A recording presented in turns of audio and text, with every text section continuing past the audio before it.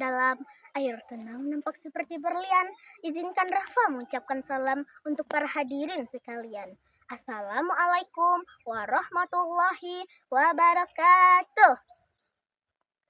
Hai kawan-kawan, perkenalkan nama saya Rafa Putra Danaya. Umur saya 10 tahun. Saya berasal dari SDN 01 Tangah dan MDTA Syuhada Talwa. Kali ini Rafa akan bercerita sebuah kisah yang berjudul Asal Mula Minangkabau. Minangkabau atau yang biasa disingkat Minang adalah kelompok etnik Nusantara yang menjunjung bahasa dan adat Minangkabau. Wilayah penganut kebudayaannya meliputi Sumatera Barat, separuh daratan Riau, bagian utara Bengkulu, bagian barat Jambi, dan juga Negeri Sembilan di Malaysia. Banyak ya teman-teman. Dalam percakapan awam, orang Minang seringkali disamakan sebagai orang Padang, merujuk kepada nama ibu kota provinsi mereka, yaitu Kota Padang.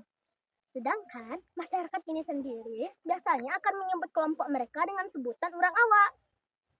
Minangkabau termasuk salah satu nagari atau desa yang berada di wilayah Kecamatan Sungayang, Kabupaten Tanah Datar, Provinsi Sumatera Barat. Nagari ini dulunya masih berupa tanah lapang loh. Namun, tersebab oleh sebuah peristiwa, nagari itu sekarang dinamakan Nagari Minangkabau. Peristiwa apakah itu? Teman-teman tahu tidak? Simak baik-baik ya ceritanya. Dalam cerita, asal mula nama Nagari Minangkabau. Alkisah, dahulu di Sumatera Barat, tersebutlah sebuah kerajaan bernama Kerajaan Pagaruyung. Kerajaan itu dipimpin oleh seorang raja yang adil dan bijaksana. Rakyatnya pun hidup aman, damai, dan tentram. Namun, ketentraman kerajaan terusik oleh adanya kabar buruk bahwa kerajaan Majapahit dari Pulau Jawa akan datang menyerang mereka. Lantas, situasi tersebut tidak membuat para penggawa kerajaan Pagaruyung gentar. Musuh pantang dicari, datang pantang ditolak. Kalau bisa dihindari, tapi kalau terdesak kita hadapi. Demikian semboyan para penggawa kerajaan Pagaruyung. Suatu ketika, pasukan Majapahit telah tiba di Kiliran Jawa, sebuah daerah dekat perbatasan kerajaan Pagaruyung. Di sana, pasukan Majapahit mendirikan tenda-tenda sembari mengatur strategi penyerangan terhadap kerajaan Pagaruyung. Menghadapi situasi tersebut, sang raja pun mengadakan sidang di istana. Negeri kita terancam bahaya. Pasukan musuh sudah di depan mata. Bagaimana pendapat kalian semua? Tanya sang raja yang memimpin sidang tersebut. Ampun Paduka Raja, kalau boleh hamba usul sebaiknya kita serang mereka dengan pasukan bergajah dan pasukan berkuda. Demi usul panglima perang kerajaan. Tunggu dulu, kita tidak boleh gegabah, sanggah penasihat raja. Jika kita serang mereka dengan pasukan besar, maka pertempuran sengit pasti akan terjadi. Dan dari pertempuran itu, maka memakan korban jiwa dan menyengsarakan rakyat. Suasana sidang pun mulai memanas. Hingga akhirnya, sang raja yang bijaksana itu pun menenangkan mereka semua. Tenang saudara-saudara. Saya setuju dengan pendapat paman penasehat. Tapi, apa usulan paman agar perang ini tidak memakan korban jiwa? Pertanyaan sang raja tersebut membuat penasihat raja itu terdiam. Seketika, seisi ruangan pun hening. Semuanya terdiam. Mereka semua sudah tidak sabar lagi ingin mendengar pendapat penasihat raja tersebut. Hingga akhirnya, setelah beberapa lama berpikir, penasihat raja itu pun memberikan pendapatnya. Ampun Paduka Raja, kalau boleh hamba usul, sebaiknya kita berunding dengan mereka. Kita sambut mereka di perbatasan, lalu berunding dengan mereka. Jika mereka menolak, barulah kita tantang mereka adu kerbau. Demikian pendapat sang penasehat. Ide yang menarik. Bagaimana pendapat kalian semua? Semuanya pun ikut menganggap setuju dengan pendapat penasihat raja tersebut. Keesokan harinya, sang raja bersama beberapa penggawanya yang lain sedang menyusun strategi untuk memenangkan peperangan tanpa memakan korban jiwa.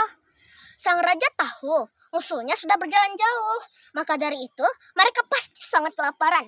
Jadi, ia meminta koki terbaik di istana untuk memasak banyak makanan yang lezat. Sedangkan di perbatasan terlihat pasukan Pagaruyung sedang menjaga segala kemungkinan yang akan terjadi. Hingga akhirnya Rombongan Datuk Tan Tejo Gerhano pun tiba di perbatasan. Seketika itu pula pasukan musuh juga telah tiba di perbatasan. Datuk Tan Tejo pun menyambut pasukan musuh dengan lembut dan sopan. "Selamat datang, tuan-tuan yang budiman. Kami adalah utusan dari Kerajaan Pagaruyung. Raja kami sangat senang dengan kedatangan tuan-tuan sekalian. Tapi sebelumnya, silahkan dicicipi dulu hidangan yang kami bawa ini." Melihat banyak makanan yang tampak lezat, pasukan Majapahit mulai goyah untuk melancarkan aksinya, hingga akhirnya menyetujui pendapat tersebut. Setelah mereka makan dan beristirahat sejenak, Datuk Tan Tejo pun segera membujuk pemimpin pasukan tersebut untuk datang menemui sang raja di istana. "Mari tuan, saya antar tuan ke istana. Raja kami telah menunggu kedatangan tuan." Baiklah, saya akan menemui raja kalian." Setibanya mereka di istana, Datuk Tan Tejo segera mengajak pemimpin pasukan tersebut untuk datang menemui sang raja di ruang sidang. Di sana, terlihat beberapa punggawa raja yang lain sedang duduk menunggu kedatangan pemimpin pasukan tersebut bersama sang raja. Sang raja pun menyambut pemimpin pasukan tersebut dengan lembut dan sopan. "Selamat datang, tuan. Mari, silahkan duduk." "Terima kasih, Paduka. Ada apa gerangan tuan datang kemari?" "Kami diutus oleh Raja Majapahit untuk menaklukkan Kerajaan Pagaruyung. Maka dari itu, kami harus kembali membawa kemenangan di tangan kami ini." "Oh, begitu." Sang raja mengangguk paham sambil memasangkan sebuah senyuman. "Kami memahami tugas tuan, tapi alangkah baiknya jika peperangan ini kita ganti dengan adu kerbau.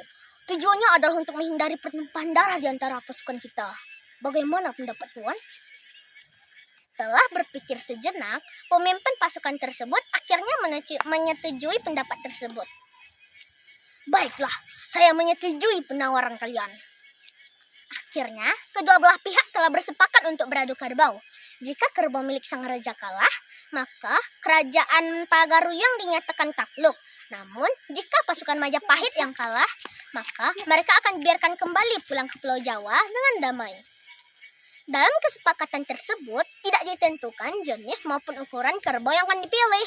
Maka dari itu, karena sangat ingin memenangi pertempuran tersebut, pasukan Majapahit memilih kerbau yang besar, tangguh, dan kuat. Sementara itu, sang raja hanya memilih anak kerbau yang masih menyusup pada induknya.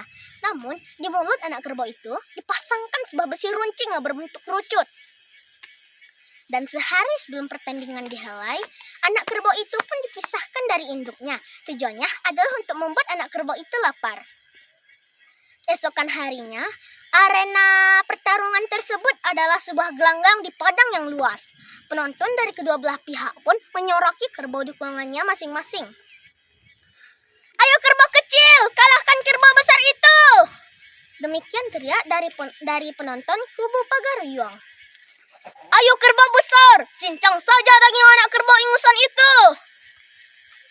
Tak mau kalah, penonton dari pihak kubu Majapahit pun juga menyoraki kerbau dukungannya. Hingga akhirnya, kedua kerbau aduan telah dibawa masuk ke dalam arena tersebut. Seketika, suasana di arena pun hening, semuanya terdiam. Kerbau milik pasukan Majapahit terlihat liar dan beringas. Sementara itu, kerbau milik sang raja segera memburu hendak menyusup pada kerbau milik pasukan Majapahit karena mengira ia adalah induknya. Tak ayal, perut kerbau milik pasukan Majapahit pun terluka akibat serangan tusukan besi tersebut. Hingga akhirnya tumbang jatuh ke tanah tak berdaya. Kemenangan itu pun akhirnya diraih oleh pihak Pagaruyung. "Menang kabau! Menang kabau!" Demikian teriak dari penonton kubu Pagaruyung yang artinya menang kerbau. Setelah kemenangan tersebut, pasukan Majapahit dibiarkan kembali pulang ke Pulau Jawa dengan damai. Sementara itu, kemenangan Kerajaan Pagaruyung telah tersebar ke seluruh pelosok di negeri itu. Hingga akhirnya lama-kelamaan, kata Manang yang berupa menang kerbau berubah menjadi Minang. Dan untuk mengenang kemenangan tersebut, Kerajaan Pagaruyung membuat atap rumah mereka menyerupai tanduk kerbau. Nah teman-teman, keren banget ya Kerajaan Pagaruyung bisa menang loh lawan kerbau besar milik Kerajaan Majapahit. Pesan yang bisa kita ambil dari cerita tadi adalah, jika kita memiliki suatu masalah, jangan kita menyelesaikannya dengan kekerasan. Sebaiknya kita berunding dengan masalah itu sendiri. Sekian ya dari cerita saya kali ini. Wassalamualaikum warahmatullahi wabarakatuh.